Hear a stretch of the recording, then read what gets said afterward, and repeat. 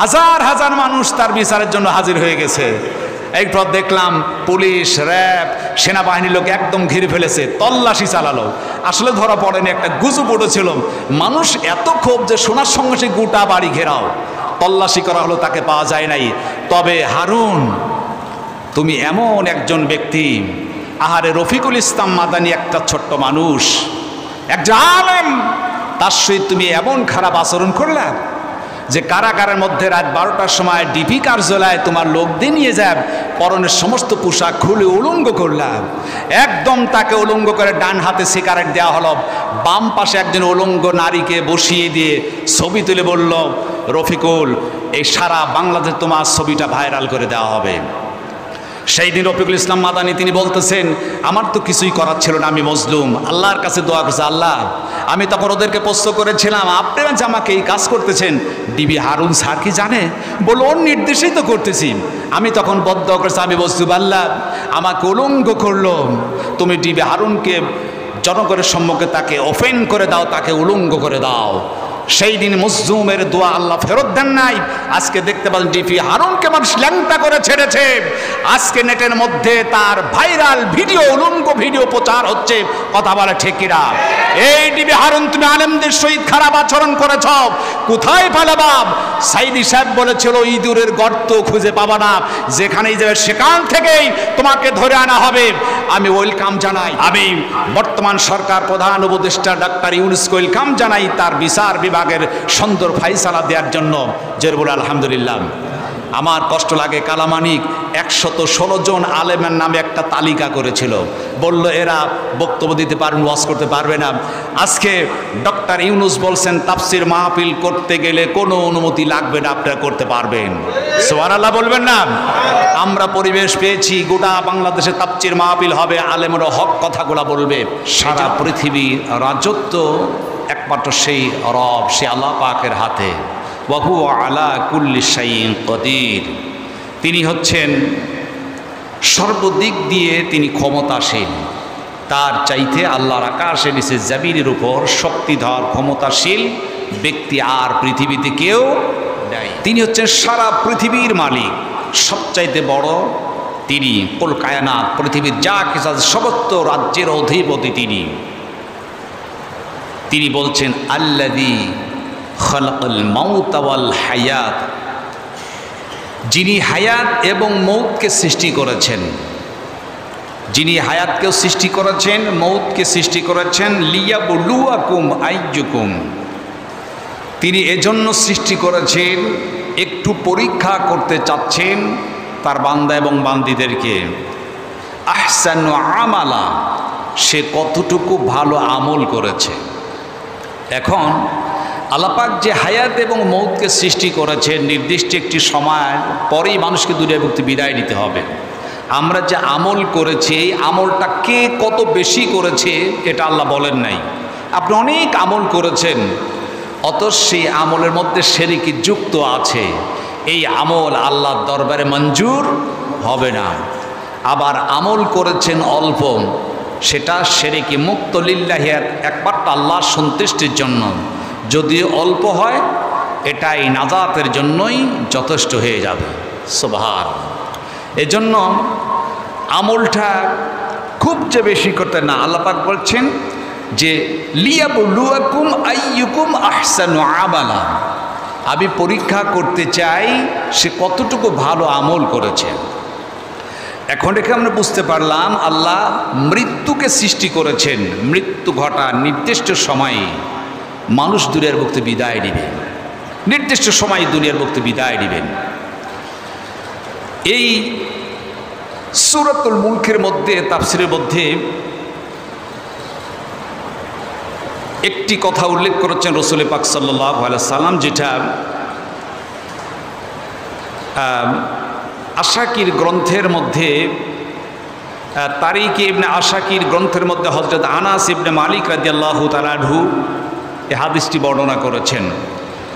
রাসূল পাক সাল্লাল্লাহু আলাইহি ওয়াসাল্লাম বর্ণনা করেছেন, প্রাথমিক যুগে আল্লাহর একজন বান্দা তিনি দুনিয়ার মুক্তি বিদায় নিলেন। তার মধ্যে একটা আমল ছিল সূরা মুলক ছাড়া আর কিছুই ছিল না। তিনি যখন কবরের মধ্যে ঢুকলেন, সূরা মুলক এসে দাঁড়িয়ে গেল। ফেরেশতার সামনে তর্ক শুরু হলো। এক পর্যায়ে ফেরেশতা তারে বলল যে তাকে যদি সুপারিশ করতে চাও আল্লাহর কাছে চলে যাও, সুপারিশ করে নিয়ে আসো। সূরা মুল্ক গিয়ে বলল, আল্লাহ তোমার বান্দা নিয়মিত সূরা মুল্ক তেলাওয়াত, তুমি তাকে আগুনে জ্বালিয়ে পুড়িয়ে দিবা? আল্লাহ পাক বললেন, সূরাতুল মুল্ক মনে হয় তুমি রেগে গিয়েছো, তোমার সুপারিশ আমি আল্লাহ কবুল করলাম। সুবহানাল্লাহ। অর্থাৎ সূরাতুল মুল্ক কি করবেন? সুপারিশ করবেন, কবরের মধ্যে দাঁড়িয়ে যাবেন ওই বান্দার যাতে আযাব না হয়। সুবহানাল্লাহ। এখন এই যে সূরাতুল মুল্কের মধ্যে আল্লাহ পাক বললেন যে আমি মৃত্যুকে সৃষ্টি করেছি, হায়াত এবং মৌত দুটিকে সৃষ্টি করেছি। পৃথিবীতে যা কিছু আছে কুল্লু সমস্ত নাফসিং যায়িকাতুল মাউত, যত প্রাণী আছে সকলকেই দুনিয়ার মুক্তি বিদায় নিতে হবে, কেউ পৃথিবীতে থাকবে না। সমস্ত রাজা বাদশাহ যারাই ছিল দুনিয়ার মুক্তি বিদায় নিয়েছেন, এমনকি রাসূল পাক সাল্লাল্লাহু আলাইহি ওয়াসাল্লাম সর্বকালের সর্বযুগের শ্রেষ্ঠ ব্যক্তি, আল্লাহর আকাশের নিচে জামিনের উপর তার চাইতে প্রিয় ব্যক্তি আর কেউ নাই। তিনি এই সফর মাসে অসুস্থ হয়ে পড়েছিলেন। যে মাসটিতে একটা দিন আছে, যে দিনটিকে বলা হয় আখেরি চাহার সোমবার। এখন আখেরি চাহার সোমবারটা কি? এটা একটা ফার্সি শব্দ। আখিরি শব্দের অর্থ হচ্ছে শেষ, আর চাহার সোমবার মানে বুধবার। অর্থাৎ হিজরির সফর মাসে সর্বশেষ বুধবারকে আখিরি চাহার সোমবার বলা হয়। যে দিনটিতে রাসূল পাক সাল্লাল্লাহু আলাইহি ওয়াসাল্লাম সর্বশেষ তিনি সুস্থতা লাভ করলেন। তিনি অসুস্থ হয়ে পড়লেন। সফর মাসের শেষ বুধবারে এসে রাসূল পাক সাল্লাল্লাহু আলাইহি ওয়াসাল্লাম তিনি সুস্থতা লাভ করলেন। এর পরবর্তীতে তিনি অসুস্থ হয়ে রবিউল আউয়াল মাসে তিনি দুনিয়ার বুক থেকে তার অফাত হলো, দুনিয়ার বুক থেকে তিনি ইন্তেকাল করলেন। এই জন্য আখিরি চাহার সোমবার এটা হচ্ছে সফর মাসের শেষ বুধবার, যেটা আগামী বুধবার হবে। আজকে 24 তারিখ, আগামী বুধবার এটা হচ্ছে আখিরি চাহার সোমবার, যে দিনটি সরকারের ছুটি ঘোষণা করা হয়, সম্মানিত দেওয়া হয়। তো রাসূল পাক সাল্লাল্লাহু আলাইহি ওয়াসাল্লাম তিনি দুনিয়ার বুক থেকে বিদায় নিয়েছেন। আমরা জানি পয়গম্বরদের মধ্যে একজন পয়গম্বর ছিল, নাম ছিল হযরতে সুলাইমান আলাইহিস সালাতু ওয়াস সালাম, যার ব্যাপারে আমরা জানি এত বড় বাদশাহ, দেবদত্ত দানব জিন জীব জানোয়ার যা ছিল সব সুলাইমান আলাইহিস সালাম তাবে ছিল, তার কথা সকলেই শুনতেন। এত বড় পাওয়ারফুল শক্তিধর বাদশাহ ছিলেন হযরতে সুলাইমান আলাইহিস সালাম, এবং আল্লাহ পাক তাকে এমন জ্ঞান দান করেছিলেন, ব্রেন দিয়েছিলেন যে হযরতে সুলাইমান আলাইহিস সালাম সমস্ত প্রাণীর তিনি ভাষাও জানতেন। সুবহানাল্লাহ। সকল প্রাণীর ভাষা তার জানা ছিল। সেই সুলাইমান আলাইহিস সালাম তিনি রাজত্ব পরিচালনা করেছেন ইনসাফ ভিত্তিক, ন্যায় ভিত্তিক। তার রাজত্বের মধ্যে শরীয়তের কোনো খেলাপ, আল্লাহর কোনো বিধানের খেলাপ তিনি করেন নাই। ইনসাফ ভিত্তিক, শুধু মানুষ নয়, সমস্ত জীব জানোয়ার পশু পাখি কুলের মধ্যে তিনি রাজত্ব কায়েম করেছিলেন। সুবহানাল্লাহ। তার কত বড় বাদশাহ! আমাদের দেশে তো শুধু মানুষকে নিয়ে, তাই রাজত্ব চালাতে পারে না, কত অভিযোগ। আর সুলাইমান আলাইহিস সালাম শুধু মানুষ নয়, সমস্ত প্রাণীদের রাজত্ব তিনি পরিচালনা করেছেন। শুধু তাই না, আমি তাফসীরের মধ্যে সূরাতুন নামলের মধ্যে দেখেছি যে তিনি পাখি রাজ্য যারা আছে, এই পাখিদের মধ্যে তিনি বিভিন্ন গ্রুপে ভাগ করে মন্ত্রণালয়ের দায়িত্ব পর্যন্ত দিয়ে তাদের পরিচালনার দায়িত্ব তিনি পরিচালনা করেছেন। যেমন আমাদের দেশে প্রধানমন্ত্রীর একটা কার্যালয় থাকে, স্বরাষ্ট্র মন্ত্রণালয় থাকে, যোগাযোগ মন্ত্রণালয় থাকে, এরপর ভূমি মন্ত্রণালয় থাকে, শিক্ষা মন্ত্রণালয় থাকে, থাকে কি থাকে না? এক একটাই মন্ত্রণালয় আছে। ইব্রাহিম আলাইহিস সালাম পাখিদের মধ্যে এই ধরনের তিনি মন্ত্রণালয় তৈরি করলেন। তিনি কি করলেন? যোগাযোগ মন্ত্রীর দায়িত্ব যাকে দিলেন, কোরআনুল কারীমের মধ্যে এসেছেন, সেটি ছিল হুদহুদ পাখিকে যোগাযোগ মন্ত্রীর দায়িত্ব সাল্লাল্লাহু আলাইহি সাল্লাম দিলেন। এখন এভাবে এক একজন মন্ত্রী বানায়া তাদের পরিচালনার জন্য তিনি সেনাবাহিনীর প্রধান যাকে বানালেন, তিনি ছিলেন হচ্ছে শকুন পাখি। শকুন পাখি ছিল সৈনিক ডিপার্টমেন্টের প্রধান, অ্যাসিস্ট্যান্ট সহকারী বানানো হলো বাস পাখিকে। এ তাফসীরের মতো এত সুন্দর করে লিখলেন, পৃথিবীতে এক পাখি থাকতে শকুন পাখিকে কেন সেনা প্রধান দায়িত্ব দেয়া হলো? এর কারণ হচ্ছে এই শকুন পাখির চোখের যে দৃষ্টি আল্লাহ এত দিয়েছেন, যখন আকাশে উড়ে যায় চোখ মিলে তাকায় 1600 বর্গ কিলো মাইল পর্যন্ত শকুন সে চোখে দেখতে পায়। যে বলবেন না সুবহানাল্লাহ, কি চোখের পাওয়ার! আগে আমরা দেখেছি গরু যখন মরে যেত, কে ফোন করে বলেছিল, শকুন ভাই দাসুরিয়ার ট্রাফিক মোড়ে গরু মরে আছে, খেয়ে যাও। আমরা কি সংবাদ দিতাম? কিন্তু শকুন টের পেত কেমনি? শকুন ঠিকই কিন্তু উড়ে আসতো। আমরা ছোটবেলায় দেখেছি মাঠের মধ্যে গরু পড়ে থাকলে শকুন খেয়ে যেত। এখন আর কোনো গরু মরে পড়ে থাকে না। গরু যদি মরেও যায়, মরা গরুর উপর ছুরি চালাইয়া ওইটা বিক্রি হয়ে যায়। হয় কি হয় না? মরা গরু গোস্ত বিক্রি হয়ে যাচ্ছে। এখনকার ছেলেরা শকুন চেনে না। শকুন চিনাতে হলে চিড়াখানায় নিয়ে যেতে হবে যে এইটা শকুন। হযরতে সুলাইমান আলাইহিস সালাম পাখিদের মধ্যে একটা মন্ত্রণায় তিনি তৈরি করে যোগাযোগ মন্ত্রীর দায়িত্ব দিল। হুদহুদ পাখিকে যোগাযোগ মন্ত্রীর দায়িত্ব তিনি দিলেন। একদিন হযরতে সুলাইমান আলাইহিস সালাম তিনি মনে মনে ভাবলেন, পাখিদেরকে একটা মন্ত্রণার দায়িত্ব দেওয়া হয়েছে, সঠিকভাবে তারা পালন করতে পারছে কিনা একটু আমার দেখার দরকার। সমস্ত পাখিদেরকে ডাকলেন।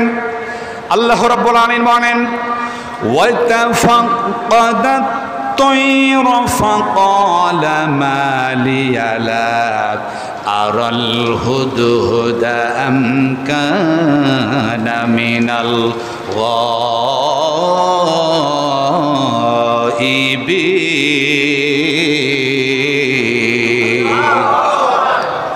হযরতে সুলাইমান আলাইহিস সালাম তিনি সমস্ত পাখিদেরকে ডাকলেন। ফাকালা মা লিয়া লা আরাল হুদহুদা, তিনি বললেন ব্যাপার কি? আমি হুদহুদ পাখি যোগাযোগ মন্ত্রীকে পাচ্ছি না কেন? আম কাদা বিনাল গায়বিন, সে কি পলায়ন করলো? সে কি কোথায় পালিয়ে গিয়েছে নাকি? তোমরা কি কেউ জানো? হযরতে সুলাইমান আলাইহিস সালাম সেনাপ্রধান শকুন পাখিকে ডেকে বলল, তোমার কি খবর আছে? যোগাযোগ মন্ত্রী কোথায়? ডাকতে বলল, মালিক আমার জানা নাই। সহকারী অ্যাসিস্ট্যান্ট যিনি ছিলেন বাস পাখি বলল, আমার জানা নাই। কেউ যখন খবর দিতে পারল না, হযরতে সুলাইমান আলাইহিস সালাম তিনি রাজ্য পরিচালনা করতেন ইনসাফ ভিত্তিক। তার মনে একটু রাগ হয়ে গেল, না জানি যোগাযোগ মন্ত্রী একটু দুর্নীতি করেছে মনে হয়। দুর্নীতি যদি না করবে তাহলে আসলো না কেন? সমস্ত পাখি এসেছে, হুদহুদ পাখি কেন আসে নাই? নিঃসন্দেহে যোগাযোগ মন্ত্রী তার রাজ্যের মধ্যে মনে হয় একটু দুর্নীতি করেছে।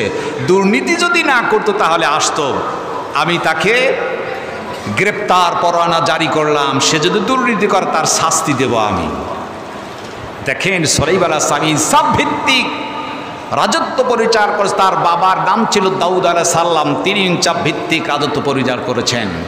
আর তাদের এত জ্ঞান ছিল, আল্লাহ নিজেই বলেছেন, ওয়ালাকাদ আতাইনা দাউদ ওয়া সুলাইমানা ইলমা। আল্লাহ বলেন, আমি দাউদ এবং সুলাইমানকে ইলম দান করেছি। জরুর সুবহানাল্লাহ। এত জ্ঞান আল্লাহ দিয়েছিলেন। আমাদের দেশের যিনি যোগাযোগ মন্ত্রী ছিলেন সাবেক, উনি তো মনে হয় কোনো দুর্নীতি কিচ্ছু করেন নাই। দুর্নীতি কি করেছিল? আহারে, যত এমপি মন্ত্রী ছিল এত দুর্নীতি, লক্ষ লক্ষ কোটি কোটি টাকা আত্মসাৎ করেছে। কথা বলে ঠিক কিনা? হযরত সুলাইমান আলাইহিস সালাম তিনি দেখলেন দেখি দুর্নীতি হচ্ছে কিনা, কিন্তু পাচ্ছে না। যোগাযোগ মন্ত্রীকে ডাকতে বললেন, শকুন পাখিকে শোনো, তুমি তো সেনাপ্রধান, সৈনিক ডিপার্টমেন্টের প্রধান, তোমাকে দায়িত্ব দিলাম, আমি গ্রেপ্তার পরোয়ানা জারি করেছি। যেখানেই পাবে তুমি হুদহুদ পাখিকে ধরে আনবে। আর শুনে রাখো, আমি ঘোষণা দিলাম তার ব্যাপারে 3টি বিষয় তাকে বলবা। এই কথা আল্লাহ রাব্বুল আলামিন কোরআনুল কারীমের মধ্যে বলেন, লা উআযিবান্নাহু আযাবান শাদীদান আও লা আযবাহান্নাহু আও লা ইয়াতিয়ান্নি বিসুলতানিম মুবিন।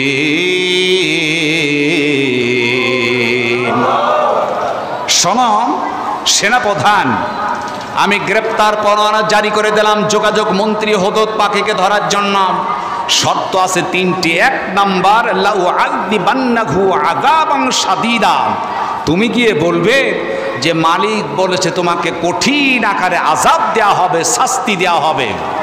অর্থাৎ ওকে ধরে আনলে কি করব আমি? ওকে রিমান্ডে নিয়ে পিটুনি দেওয়া হবে। আযাবান শাদীদা, কঠিন শাস্তি, অর্থাৎ রিমান্ডে নেওয়া হবে।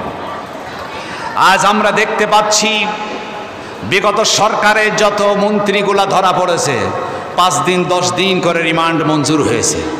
কথা বা ঠিক কিনা? ওদেরকে এখন আপ্যায়ন করানো হচ্ছে, মেহমান খানায় নিয়ে খাবারের ব্যবস্থা করেছেন। মাশাআল্লাহ, ওখানে কি আদর করতেছে? রিমান্ডে নিয়ে তথ্য বের করার জন্য তাদেরকে রিমান্ডে নেওয়া হয়েছে। সুলাইমান আলাইহিস সালাম বলছে, 1 নম্বর যোগাযোগ মন্ত্রীর প্রথম কথা, আমি তাকে রিমান্ডে নিয়ে আযাবান শাদীদা, কঠিন আকারে আযাব দিব। এই কথা তুমি তারে শোনায় দিবা।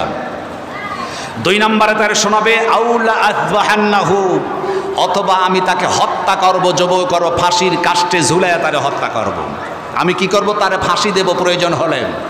যদি তত্ত্ব বের হয়ে যায়, অপরাধ স্বীকারকারী হয়ে যায়, তাকে ফাঁসির কাস্টে ঝোলাতে হবে। আইন যে আছে আমাদের দেশে, ফাঁসি দেওয়া হয়। বিচারের সম্মুখীন হাজির হলে যদি ফাঁসির কার্যকারীর তার মধ্যে সেই দোষ থাকে, তাকে অবশ্যই ফাঁসি দিবে, আমরা ওয়েলকাম জানাই। কথা বলা ঠিক না? কিন্তু বিগত সরকার আমাদের দেশের যেই সোনার মানুষগুলাকে বিনা অপরাধে ফাঁসির কাস্টে ঝুলিয়ে হত্যা করেছিল, একজন মানুষও ফাঁসির রায় পাওয়ার উপযুক্ত ছিল না। সরকার অন্যায়ভাবে তাদেরকে ফাঁসি দিয়েছিল। কথা বলে ঠিক কিনা? সুতরাং আমি বলতে চাই, তোমরা যে ফাঁসি দিয়েছিলে এই সমস্ত মানুষদেরকে, এখন তোমরা পালানোর জায়গা পাচ্ছ না। এই বাংলাদেশে তোমাদের বিচার হবে, তোমাদের জন্য ফাঁসির রশি এখন অপেক্ষা করতেছে। কথা বলে ঠিক কিনা? হযরত সুলাইমান আলাইহিস সালাম বলতেছেন, 1 নাম্বার রিমান্ডে নেওয়া হবে যোগাযোগ মন্ত্রীকে। 2 নাম্বার, তাকে লা আযবাহান্নাহু, তাকে জব করব, হত্যা করব ফাঁসির কাস্টে ঝুলিয়ে দিয়ে। তবে শোনো, আউলা ইয়াতিয়ান্নি বিসুলতানিম মুবিন, শুনে রাখো, যদি সে সঠিক প্রমাণ দেখাতে পারে, উপস্থাপনা করতে পারে, অজুহাত দেখাতে পারে, তাহলে সে মুক্তি পেয়ে যাবে।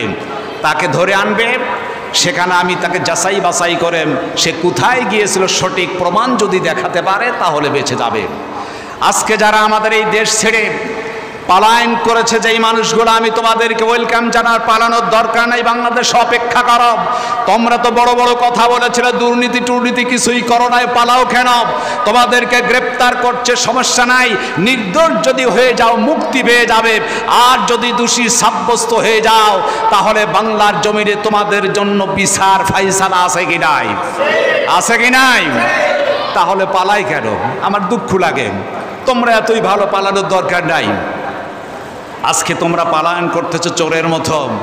অথচ দেখো, ইসলামের যারা সৈনিক ছিল, ফাঁসির কাস্টে গিয়েছে, তাদের কোনো ভয় ছিল না।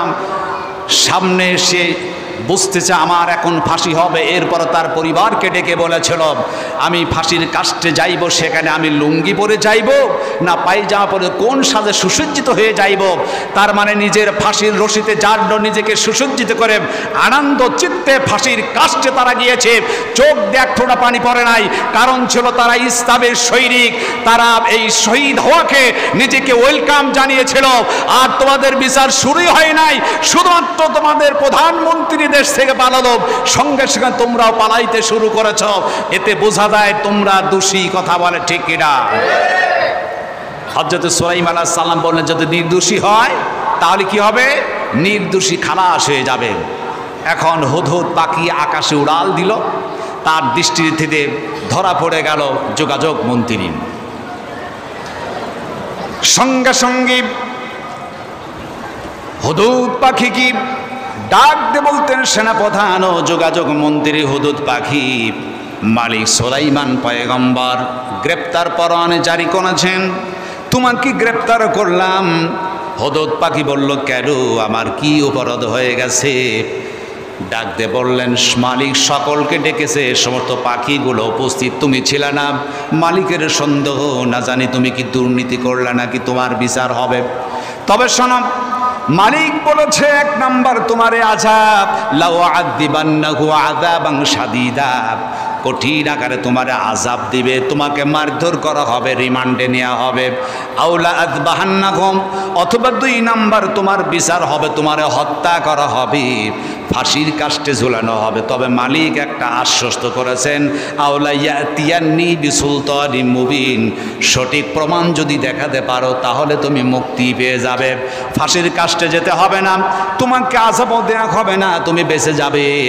সবার সঙ্গে সঙ্গে হুদুদ পাখি ডেকে বলতেছেন, সেনাপ্রধান টেনশনের কিছু নাই, আমার মন বলছে নির্দোষে আমি খালাস পেয়ে যাব। সুবহানাল্লাহ, আমার টেনশন নাই, চলো মালিকের কাছে যাই। হুদুদ পাখি হযরত সুলাইমান আলাইহিস সালামের সামনে হাজির হলেন। আল্লাহ রাব্বুল আলামিন কোরআনুল কারীমের মধ্যে বলেন, ফামাকাথা গায়রা বাঈদিন ফাকালা আহাততু বিমা লাম তুহিত বিহি জিতুকা বিন সাবাইম বিনাবাই ইয়াকিন।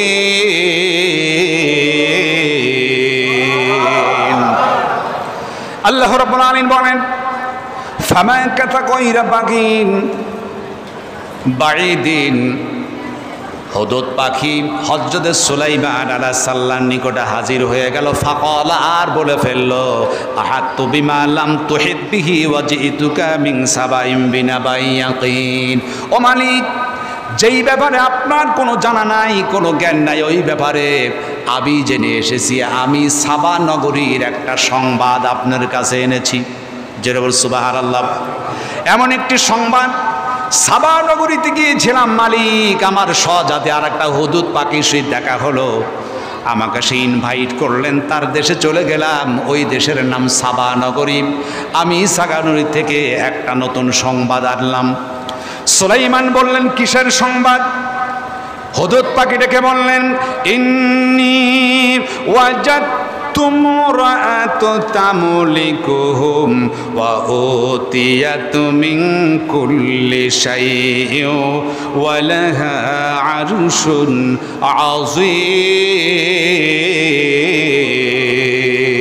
আযীম। ডেকে বললেন, মালিক, আমি এমন একটা সংবাদ এনেছি, ইন্নী ওয়াজাদতু মুরআতান তামলিকুকুম, আমি দেখলাম একজন মহিলা মানুষ, তিনি একটা রাষ্ট্র পরিচালনা করতেছেন, নেতৃত্ব দিচ্ছেন, তার অনেক কিছু আছে। আমি তার দেখলাম, শুধু তাই না, আরশুন আজিম, একটা বিশাল আকারের সিংহাসন তার আছে।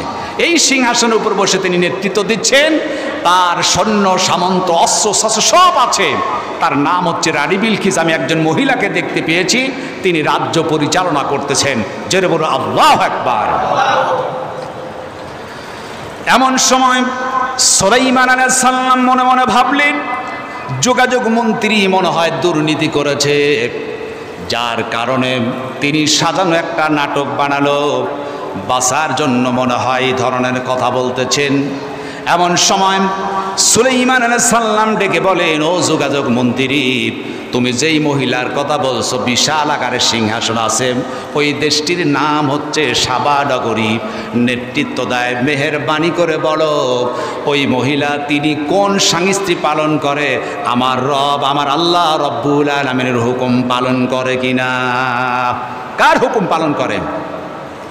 সঙ্গে সঙ্গে হুদুদ পাখি যোগাযোগ মন্ত্রী সুলাইমান আলাইহিস সালামকে জবাব দিয়ে বলতেছেন, ওয়াজাদতু وجدتها وقومها يسجدون للشمس من دون الله وزين لهم الشيطان أعمالهم فصدهم عن السبيل فهم لا يهتدون মালিক শুনে রাখুন ওয়াজাদতুহা ওয়া কওমাহা ইয়াসজুদুনা লিশ-শামস ওই মহিলাকে আমি দেখতে পেলাম তিনি আল্লাহর হুকুম পালন করেন না, তিনি সূর্যকে সিজদা দেয়। যেটা বলুন নাউজুবিল্লাহ। ও পূজা করে সূর্যর, সূর্য যখন উদিত হয় এই মহিলা সূর্যকে সিজদা দিয়ে দেয়, আল্লাহর হুকুম তিনি মানেন না।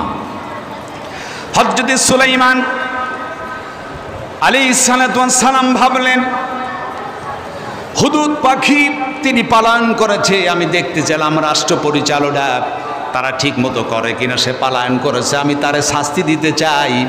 মনে হয় বাঁচার জন্য নতুন কোন তিনি কায়দা খাটালাম। ডাক দে বলতেছেন, ও হুদহুদ পাখি তুমি কি কোনো ষড়যন্ত্র করতেছো কিনা, তোমার সাজানো নাটক কিনা, আসলে এই ঘটনা সত্য কিনা, তুমি আসলে যে কথা বলছো সত্য কিনা। আল্লাহ বলেন ক্বালা সানানতুরু আসাদাকতা আম কুনতা মিনাল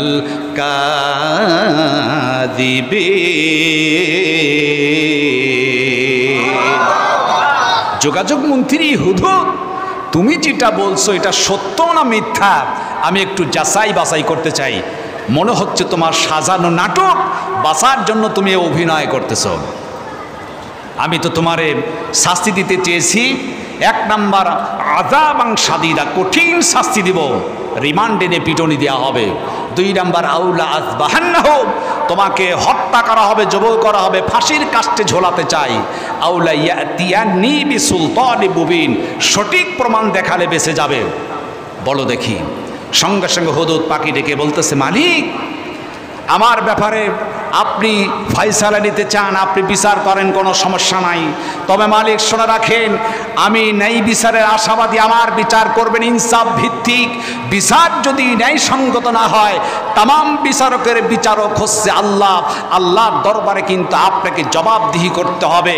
এই কথা শোনার সঙ্গে সঙ্গে হযরত সুলাইমান তখন হুদহুদ পাখির পাকা শক্ত করে ধরেছিলেন, সঙ্গে সঙ্গে তিনি পাকাকে ছেড়ে দিলেন।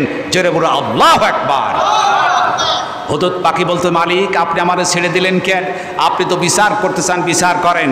সঙ্গে সঙ্গে হযরত সুলাইমান আলাইহিস সালাতু ওয়াস সালাম ডাক দিল, হুদহুদ পাখি আমি তোমার বিচার করতে চেয়েছিলাম, তুমি এমন একটা কথা বলেছো, ইনসাফ ভিত্তিক ন্যায় বিচারের কথা বলেছ, তামাম বিচারকের বিচারক আল্লাহর কথা তুমি বলেছ। আমি যদি ইনসাফ ভিত্তিক বিচার না করতে পারি, কিয়ামতের দিন আল্লাহর দরবার আমাকে জবাবদিহি করতে হবে। আমার ভাইয়েরা, হযরত সুলাইমান আলাইহিস সালাম বিশাল রাজ্যের একজন অধিপতি, তিনি একজন ছিলেন পয়গম্বর, যার তিনি সমস্ত দেও দত্ত জানব, যার তাবে ছিল, সমস্ত প্রাণীর যিনি ভাষা জানতেন। সেই সুলাইমান আলাইহিস সালাম যদি ইনসাফ ভিত্তিক বিচারকে ভয় করতেন, আল্লাহর ভয়ে থরথর করে কাঁপতেছিলেন। সুতরাং আমরাও বলতে চাই, আমাদের এই দেশে যত বিচারক মণ্ডলী ছিল, যারা বিচার করে অন্যায়ভাবে মানুষকে ফাঁসির কাস্টে ঝুলিয়ে হত্যা করেছে, দিনের পর দিন মানুষকে জেলখানার মধ্যে আটকে রেখেছিল, সেই বিচারক মণ্ডলীদেরকে বলতে চাই, কিয়ামতের দিন আল্লাহ সবচাইতে বড় বিচারক, তার দরবারে জবাবদিহি করতে হবে। সেই দিন কদম ওঠানোর ক্ষমতা থাকবে না। কথা বলেন ঠিক কিনা? আজ আমার বড় আশ্চর্য লাগে, আমি আশ্চর্য হয়ে যাই। সাবেক বিচারপতি শামসুজ্জামান ওরফে কালামানিক, আহারে এই বেচারাটা, এই কালামানিক তিনি 15 সালে তিনি রিটায়ার করলেন। এরপর বিভিন্ন অনুষ্ঠানে তিনি যোগ দিতেন। এই টক শোতে এসে তিনি বলেছিলেন, আমি গর্ব করে বলছি সাইদি সাহেবকে ফাঁসি দিয়েছি, এটা আমার গর্ব। জোরে বলেন নাউজুবিল্লাহ। এই লোকটি কতবার কুখ্যাত একজন ব্যক্তি, যিনি নিজেকে গর্ব করে টকশোর মধ্যে বলেছিলেন, আমি সাইদিকে ফাঁসির রায় দিয়েছি, এটা আমার গর্ব। তিনি বলেছে এনায়েতুল্লাহ আব্বাসী আর সরমরার পেশাবীরা হচ্ছে রাজাকার। তখন ওই জায়গায় প্রশ্ন করলেন, এনায়েতুল্লাহ আব্বাসী 1977 সালে তার জন্ম হয়েছে, তাহলে কেমনি করে তিনি রাজাকার হয়? জবাবে কালো মানিক বলেছিল ৭১-এর আগে জন্ম হলেই শুধু রাজাকার হয় না, এরা রাজাকারদের দোসর, সুতরাং এরা হচ্ছে রাজাকার। আজকে আমি সেই কালো মানিককে বলতে চাই, তুমি একজন বিচারক ছিলে, বিচারের রায় দিয়া চন্নির অপরাধী আল্লামা দেলোয়ার হোসেন সাঈদীকে বিভিন্ন মামলা দেয়া হলো, তাকে বানানো হলো চোর, তাকে বানানো হলো। ও কালো মানিক, তোমাকে বলতে চাই, তোমার গরবাজ কোথায় গেল? আজকে তুমি পালানোর জায়গা পাও নাই, কথা বলে ঠিক কিনা? এই কালো মানিক যেই দিন তিনি পালাচ্ছিলেন, আপনারা জানেন গত শুক্রবার তিনি 15,000 টাকা কন্ট্রাক্টের মাধ্যম দিয়ে ইন্ডিয়াতে ঢুকতেছেন, সিলেটের কানাইঘাট দিয়ে। যখন ঢুকতেছেন তাকেও যখন পার করে দিল, যাওয়ার পর তার কাছে ছিল 60 থেকে 70 লক্ষ টাকা। এরা 70 লক্ষ টাকা তো কেড়েই নিল। এরপর বেচারা এমন পিটুনি দিল, এই পিটুনিতে যেই বেচারাটা আল্লামা দেলোয়ার হোসেন সাঈদীর রায় দিতে গিয়ে তাকে ধর্ষণকারী বলেছিল, অবশ্যই দেখা গেল ওর অন্ডকোষের একটা বিসি ফেটে গেল। কথা বলা ঠিক কিনা? ও আইসিইউর মধ্যে রয়েছে, ডাক্তাররা বললো তার অন্ডকোষ একটা ফেটে গিয়েছে, তাকে কিন্তু অপারেশন করা হয়েছে। জনগণ তাকে এত হাদিয়া দিল, বেচারাটা ধরা পড়লো। শনিবার দিন সিলেট যখন তাকে নেওয়া হলো, কোর্টে হাজির করা হলো, মানুষ এত খুশি, আহারে কালো মানুষকে কিল থাপ্পড়, এরপর লাতি ঘুষি এবং ডিম ছুঁড়ে মেরে তাকে উপহার দিল। কথা বল ঠিক কিনা? এ যাই বলি, আমি তো সিলেট এলাকায় মাহফিলে যাই, সিলেটের মানুষেরা অতিথি পরায়ণ, খুব মেহমানদারি করে।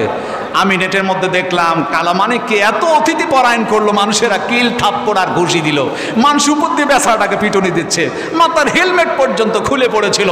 কথা বলে ঠিক কিনা? আজ কালো মানিক, তুমি যে বিচারের রায় দিয়েছ সংখ্যক মানুষকে, তোমাকে বিচারের কার্যালয়ে আসতে হবে। তুমি সাঈদী সাহেবকে ফাঁসির রায় দিয়েছিলে, তোমার এখন ফাঁসির রায় হবে, এই বাংলার জমিনে তোমারও বিচার হবে। কথা বলে ঠিক কিনা? আজকে পালানোর জায়গা তোমরা পাবা না। গত রাত্রিতে আপনারা দেখেছেন একটা খবর এসেছিল, ডিবি হারুন গ্রেফতার, দেখেন নাই?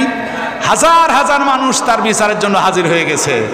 এরপর দেখলাম পুলিশ, র্যাব, সেনাবাহিনীর লোক একদম ঘিরে ফেলেছে, তল্লাশি চালালো। আসলে ধরা পড়েনি, একটা গুজব উঠেছিল। মানুষ এত ক্ষোভ যে শোনার সঙ্গে সে গোটা বাড়ি ঘেরাও, তল্লাশি করা হলো, তাকে পাওয়া যায় নাই। তবে হারুন, তুমি এমন একজন ব্যক্তি, আহারে রফিকুল ইসলাম মাদানী একটা ছোট্ট মানুষ, একজন আলেম, তার সহিত তুমি এমন খারাপ আচরণ করলে যে কারাগারের মধ্যে রাত 12টার সময় ডিবি কার্যালয়ে তোমার লোক দিয়ে নিয়ে যায়, পরনের সমস্ত পোশাক খুলে উলঙ্গ করলাম, একদম তাকে উলঙ্গ করে ডান হাতে সিগারেট দেওয়া হলো, বাম পাশে একজন উলঙ্গ নারীকে বসিয়ে দিয়ে ছবি তুলে বলল, রফিকুল, এই সারা বাংলাদেশে তোমার ছবিটা ভাইরাল করে দেওয়া হবে। সেই দিন রফিকুল ইসলাম মাদানী তিনি বলতেছেন, আমার তো কিছুই করার ছিল না, আমি মজলুম, আল্লাহর কাছে দোয়া করছে, আল্লাহ আমি তখন ওদেরকে প্রশ্ন করেছিলাম, আপনারা যে আমাকে এই কাজ করতেছেন, ডিবি হারুন স্যার কি জানে? বলো, ওর নির্দেশেই তো করতেছি। আমি তখন বদ্ধ করেছি, আমি মজলুম, আল্লাহ আমাকে উলঙ্গ করলো, তুমি ডিবি হারুনকে জনগণের সম্মুখে তাকে ওপেন করে দাও, তাকে উলঙ্গ করে দাও। সেই দিন মজলুমের দোয়া আল্লাহ ফেরত দেন নাই। আজকে দেখতে পাচ্ছেন ডিবি হারুনকে মানুষ ল্যাংটা করে ছেড়েছে। আজকে নেটের মধ্যে তার ভাইরাল ভিডিও, উলঙ্গ ভিডিও প্রচার হচ্ছে। কথা বলে ঠিক কিনা? এই ডিবি হারুন, তুমি আলেমদের সহিত খারাপ আচরণ করেছ, কোথায় পালাবা? সাঈদী সাহেব বলেছিল ইঁদুরের গর্ত খুঁজে পাবা না, যেখানেই যাবে সেখান থেকেই তোমাকে ধরে আনা হবে। আমি ওয়েলকাম জানাই, আমি বর্তমান সরকার প্রধান উপদেষ্টা ডাক্তার ইউনূসকে ওয়েলকাম জানাই তার বিচার বিভাগের সুন্দর ফাইসালা দেওয়ার জন্য। জোরে বলে আলহামদুলিল্লাহ। আমার কষ্ট লাগে, কালো মানিক 116 জন আলেমের নামে একটা তালিকা করেছিল, বলল এরা বক্তব্য দিতে পারবেন, ওয়াজ করতে পারবে না। আজকে ডক্টর ইউনূস বলছেন তাফসির মাহফিল করতে গেলে কোনো অনুমতি লাগবে না, আপনারা করতে পারবেন। সুবহানাল্লাহ বলবেন না? আমরা পরিবেশ পেয়েছি, গোটা বাংলাদেশে তাফসির মাহফিল হবে, আলেমরা হক কথাগুলো বলবে। এই জন্য আমার ভাইরা, বিচার ফাইসালা করতে হবে ইনসাফ ভিত্তিক। কথা বলে ঠিক কিনা? হযরত সুলাইমান আলাইহিস সালাম তিনি ইনসাফ ভিত্তিক বিচার করেছিলেন। যখন বললেন তুমি যে কথা বলতে এটা কি সত্য? তিনি বললেন হ্যাঁ। বলে আমি তোমারে পরীক্ষা করতে চাই। এই পরীক্ষায় হুদুদ পাখি উত্তীর্ণ হলো, আর সুলাইমান আলাইহিস সালাম তিনি তার রাজ্যের মধ্যে ইনসাফ ভিত্তিক তিনি বিচার করেছেন। আমার ভাইরা, এই জন্য আসুন, আমি বলতে বলতে এখানে এসেছিলাম যে কথাটি বলতেছিলাম, আল্লাহ রাব্বুল আলামিন বলেছে খালাকাল মাউতা, মৃত্যুর কথা বলেছে। মৃত্যু প্রত্যেকটা মানুষের জন্য অবধারিত। আজকে আমাদের সকলকে বিদায় নিতে হবে। যারা এই দেশের ক্ষমতায় ছিল এরাও মরবে, যারা দুর্নীতি করেছে, একজন বাড়ির চাকরানি সেও কোটি কোটি টাকার মালিক হয়ে গেছে, এর দুর্নীতিরও বিচার আল্লাহর দরবারে অবশ্যই দিতে হবে। এজন্য আসুন আমরা মহান আল্লাহ পাক সুবহানাহু ওয়া তাআলা তিনি যেন আমাদেরকে আমল আহসানু আমালা, উত্তম আমল করার তৌফিক দান করেন। সকলে বলুন আমিন।